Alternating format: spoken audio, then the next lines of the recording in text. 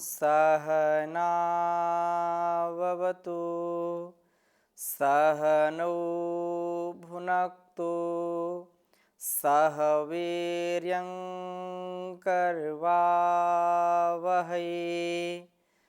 तेजस्विनावधीतमस्तु मा विद्विषावहै। ओम शांति शांति शांति। वैदिक जीवन पद्धति की इस कक्षा में आप सभी का पुनः हृदय की गहराइयों से हार्दिक स्वागत है, अभिनंदन है। हम जीवन के प्रत्येक क्षेत्र में अग्रणी हों, प्रत्येक क्षेत्र में कल्याण को प्राप्त हों, ऐसी सद्भावना, ऐसी जो हमारी मनोकामना होती है उसको परमपिता परमेश्वर जरूर पूरा करते हैं। हम संसार के प्रत्येक कर्म को दिव्यतापूर्वक करेंगे, प्रत्येक कर्म में समर्पण, श्रद्धा, निष्ठा, भक्ति के साथ करेंगे तो निश्चित रूप से हमारा और हमारे समस्त संबंधियों का जो गौरव बढ़ता है, जो हमारे लिए परम कल्याणकारी होता है। हम संसार में कितने भी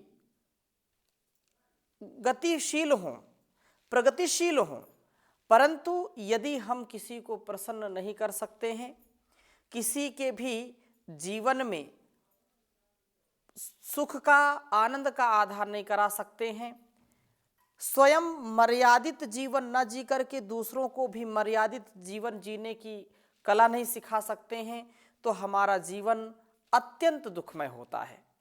हम मर्यादित जीवन जीने वाले, काम के विजेता बने तथा संयम, सुशीलता, सदाचार, परोपकार पूर्वक जीवन को जीने का जो रहस्य है उसको हम वेदों की जो अमृतमयी वाणी है उसका स्वाध्याय करें, श्रवण करें, मनन करें और वैसा जीने का प्रयत्न करें। यह बहुत सुंदर वेद का जो आदेश उपदेश हमारे लिए कि हम सदा सर्वदा सर्वत्र कल्याण ही कल्याण को प्राप्त हों, अकल्याण हमारे जीवन में कभी ना हो। ऋग्वेद के प्रथम मंडल के 89वें सूक्त के मंत्रों का स्वाध्याय कर रहे थे। 5वें मंत्र तक हमने स्वाध्याय किया था। आज 6ठे मंत्र का स्वाध्याय करेंगे और इस मंत्र में यही प्रार्थना की है कि हम प्रथम आश्रम से जितेंद्रिय बन करके, जितेंद्रियता के साथ विद्या अध्ययन करके अपने जीवन को सुव्यवस्थित करके इस संसार का उपकार करें। मैं इस मंत्र को पहले लिखता हूं आपके समक्ष, फिर इसकी चर्चा करूंगा, क्योंकि जो स्वस्ति है, स्वस्ति जो कल्याण की भावना है, बहुत ही सुंदरता के साथ और बहुत ही प्रसिद्ध है।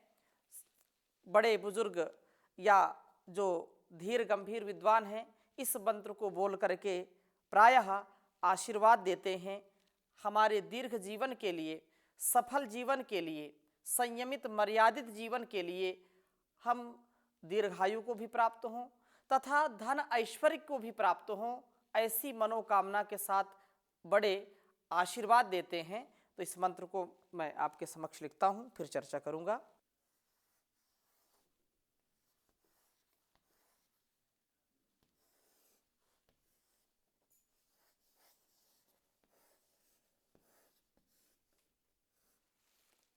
स्वस्ति न इंद्रो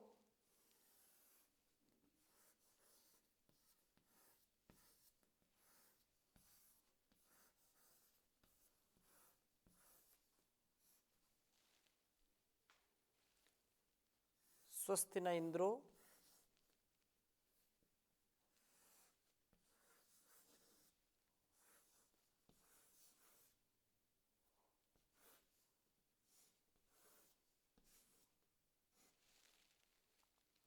वृद्धस्रवाः।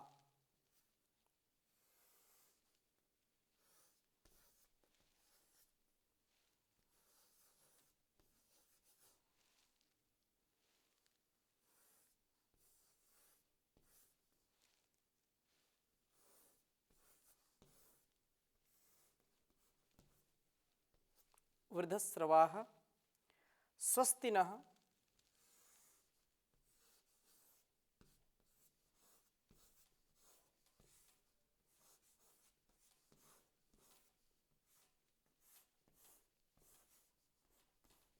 स्वस्ति नः पूषा विश्ववेदाः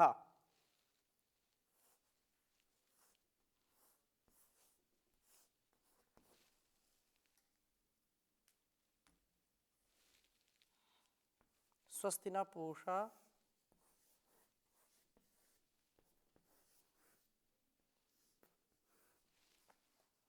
विश्ववेदाः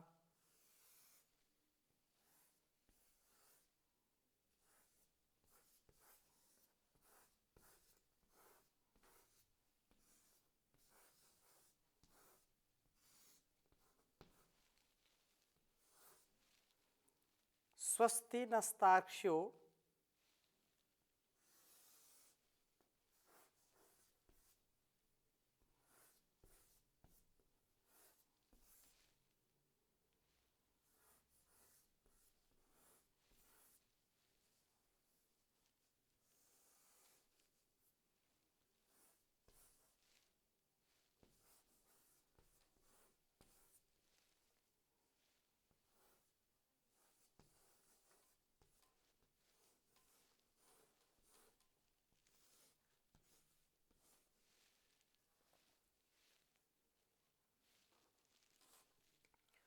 स्वस्ति नस्तार्क्ष्यो अरिष्टनेमिः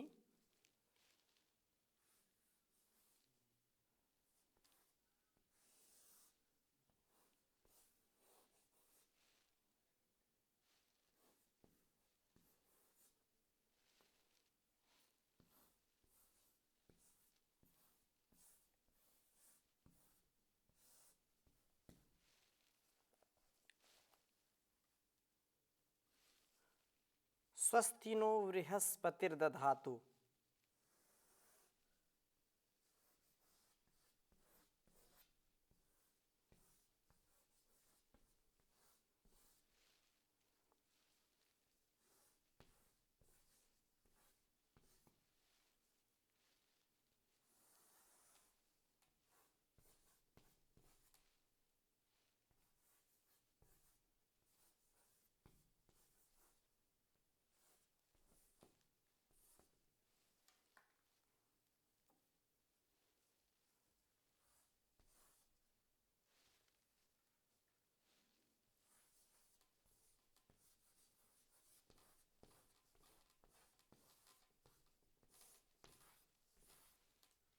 बहुत ही सुंदर मंत्र है।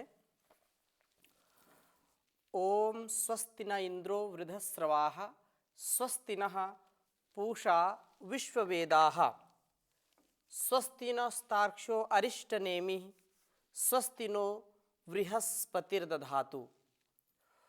ओम स्वस्ति न इंद्रो वृद्धस्रवाः स्वस्ति नः पूषा विश्ववेदाः स्वस्ति नस्तार्क्ष्यो अरिष्टनेमिः स्वस्ति नो बृहस्पतिर्दधातु। ओम स्वस्ति न इंद्रो वृद्धस्रवाः स्वस्ति नः पूषा विश्ववेदाः स्वस्ति नस्तार्क्ष्यो अरिष्टनेमिः स्वस्ति नो बृहस्पतिर्दधातु। बहुत ही सुंदर मंत्र है और हमको इससे प्रेरणा लेनी चाहिए। जीवन के प्रथम प्रयाण में हमारी प्रार्थना का स्वरूप क्या होता है, जहाँ पर यह उपदेश किया है वृद्धस्रवाः। वृद्धस्रवाः अर्थात जो बड़े हमसे हैं, ज्ञान में जो बढ़े हैं, बढ़े ज्ञान वाले, निरतिशय ज्ञान वाले इंद्र सब आसुर वृत्तियों का जो संहार करने वाला है प्रभु। परमात्मा के जैसा संसार में कोई भी व्यक्ति ज्ञानी नहीं हो सकता है, उससे बढ़कर के कोई नहीं हो सकता है।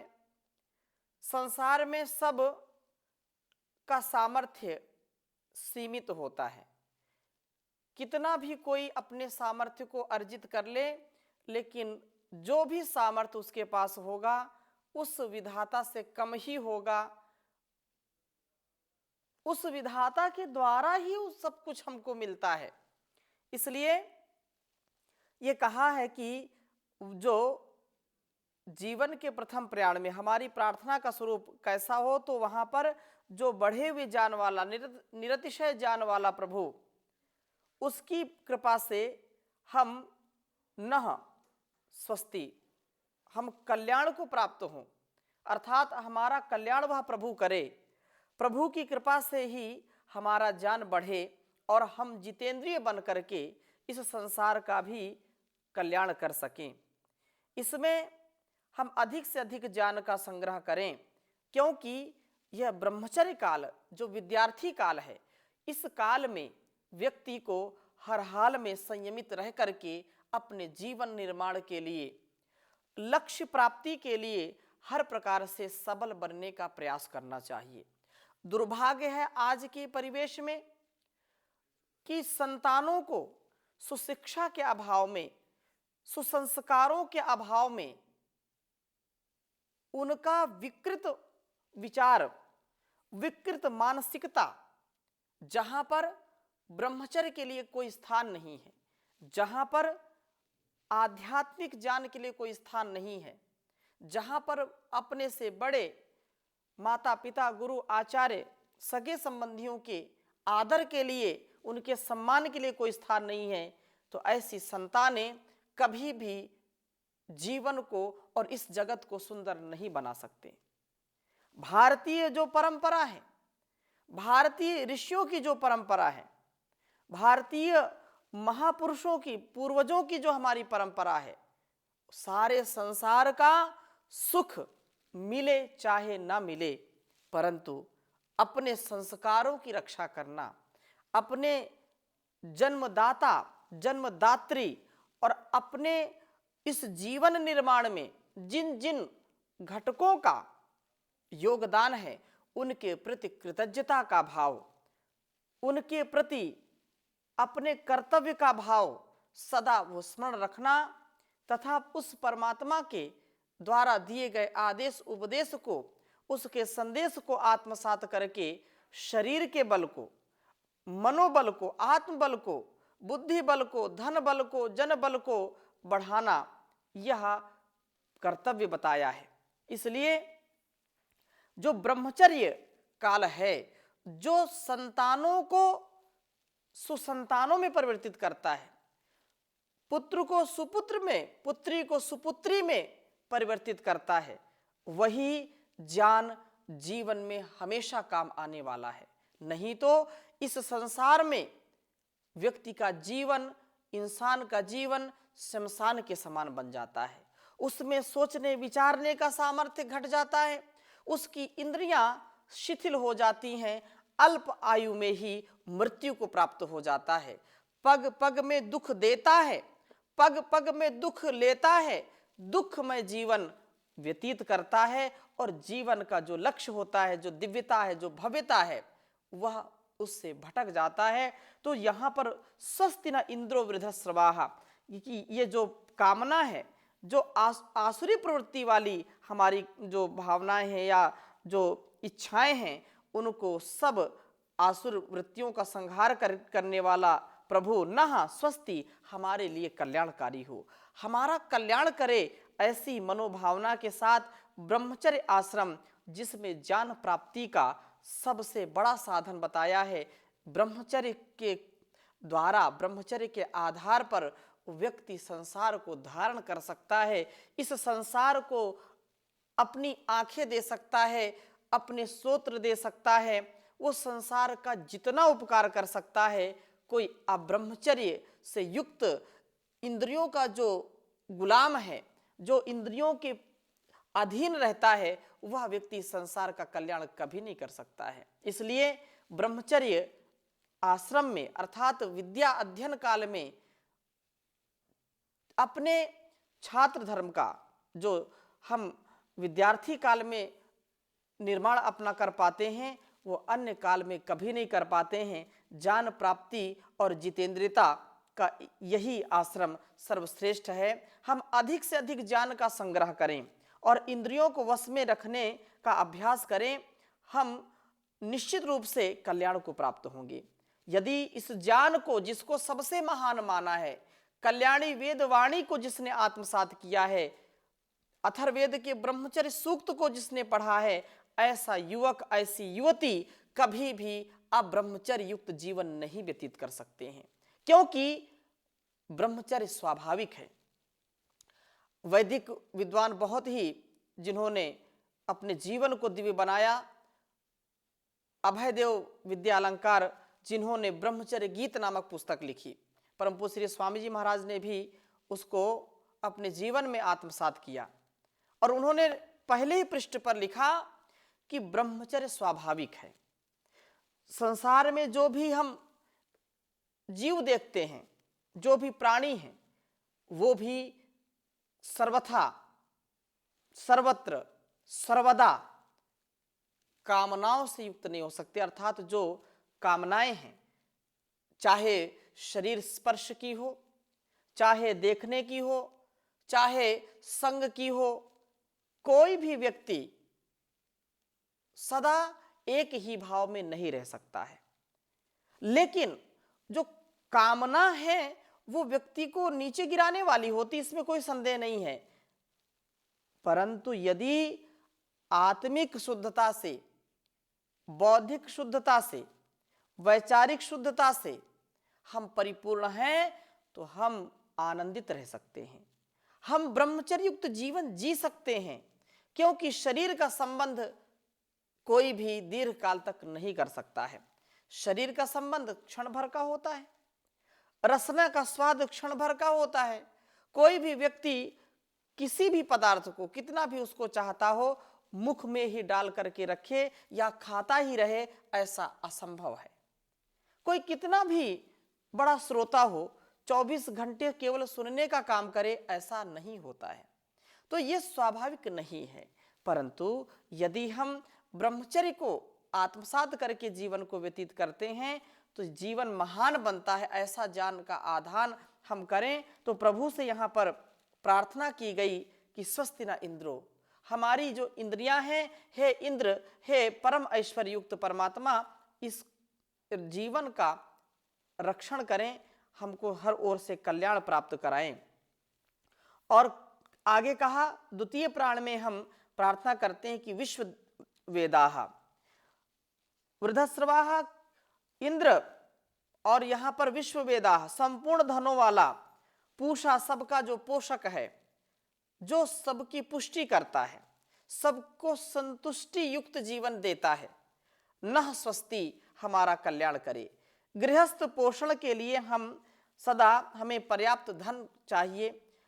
इसके अतिरिक्त यदि धन नहीं है तो भी व्यक्ति का जीवन सफल नहीं होता है। चाहे धन तो अनेक प्रकार के हैं, केवल हम मुद्राओं को ही धन ना कहें, धन अलग अलग प्रकार के हैं। तो अतिरिक्त धन पतन का कारण भी हो जाता है यदि ज्ञानपूर्वक व्यवहार नहीं करते हैं। यह उतना ही ठीक है जितना कि पोषण के लिए पर्याप्त है। साधन के रूप में इसका प्रयोग करें, ना कि ये साध्य के रूप में प्रयोग किया जाए। और तीसरी बात क्या है कि यहाँ पर यह प्रार्थना की गई कि अरिष्ट नेमि ही अहिंसित चक्रधारा वाला, तार्क्ष्या तीव्र वेग वाला प्रभु नः स्वस्ति, हमारा कल्याण करे। जीवन के तीसरे प्रयाण में वानप्रस्थ के रूप में भी इसको हम समझ सकते हैं। और तार्क्ष बने, आलस्य शून्य होकर के तीव्र गति वाले बने, काम आदि शत्रुओं का वेग से आक्रमण करने वाले हों, और हमारे जीवन रथ की चक्रधारा अहिंसित हो। हम किसी भी प्रकार से अपनी उन्नति करते करते दूसरों की अवनति ना हो हमारे कारण, इसका भी हमको पूरा ध्यान रखना चाहिए। और ऐसा जो ध्यान रखता है कि मेरी उन्नति हो, साथ साथ सबकी उन्नति हो। महर्षि जी ने भी इस पर बहुत ही उदारता पूर्वक उन्होंने नियम बनाया और ये कहा कि सब समाज के लोगों में ऐसी धारणा होनी चाहिए कि सबकी उन्नति में अपनी उन्नति समझना चाहिए और सर्वहितकारी कार्यों में सदा परतंत्र रहें और अपने निजी कार्य में स्वतंत्र रहें।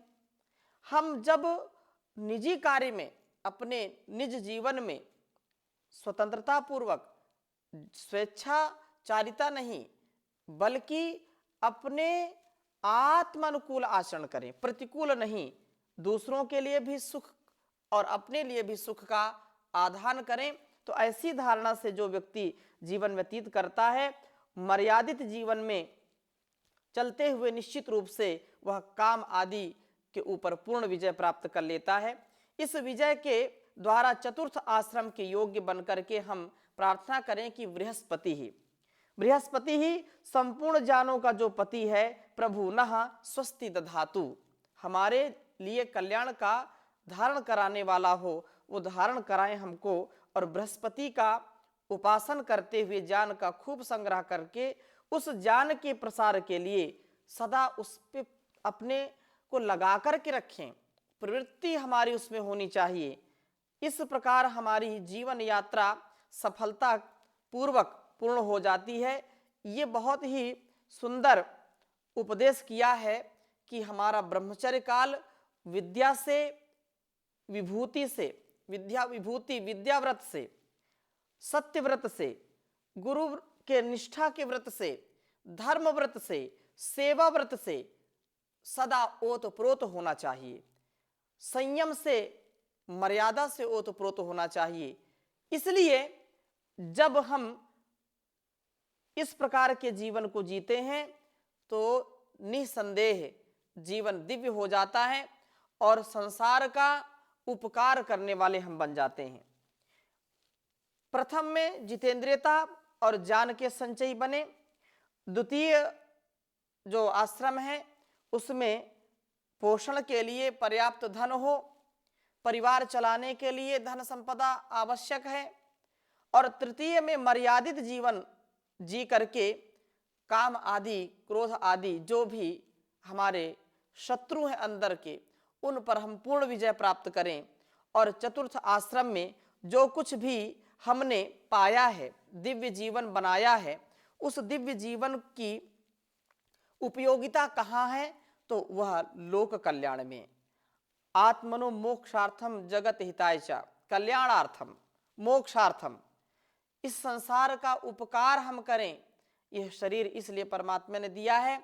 तो चतुर्थ आश्रम में ज्ञान के पति बन करके ज्ञान प्रसार में व्यापृत हो, संलग्न हो, ऐसी मनोकामना से, ऐसी मनोभावना से युक्त हो करके उस परम पिता से हम प्रार्थना करें कि हमारा जीवन बहुत ही व्यवस्थित और सुंदर होना चाहिए।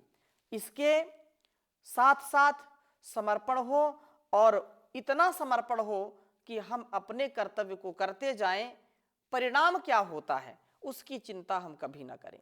जैसे माता पिता अपने बच्चों का पालन पोषण करते हैं, ये कभी उनकी भावना नहीं होती कि यह क्या आगे चल करके करेगा। उनका कर्तव्य है पालन पोषण करना, उसको शिक्षा देना, और फिर बाद में जो होगा वो ईश्वर के ऊपर छोड़ देते हैं। ऐसे ही हमारी भावना होनी चाहिए कि सारे जहां के मालिक तेरा ही आसरा है, राजी है हम उसी में जिसमें तेरी रजा है। हम क्या बताएं तुझको, सब कुछ तुझे खबर है, हर हाल में हमारी तेरी तरफ नजर है। किस्मत है वो हमारी जो तेरा फैसला है, राजी है हम उसी में जिसमें तेरी रजा है। रो कर कटे या हंस कर कटती है जिंदगानी, तू गम दे या खुशी दे सब तेरी मेहरबानी, तेरी खुशी समझ कर सब गम भुला दिया है। राजी है हम उसी में जिसमें तेरी रजा है, जिसमें तेरी रजा है। तो हम अपने कर्तव्य को सीधा, सरल और कुटिलता रहित जीवन को जीते हुए कर्तव्य का पालन करते जाए। आज की कक्षा में यहीं तक, शेष चर्चा अगली कक्षा में करेंगे। ओम शांति शांति शांति।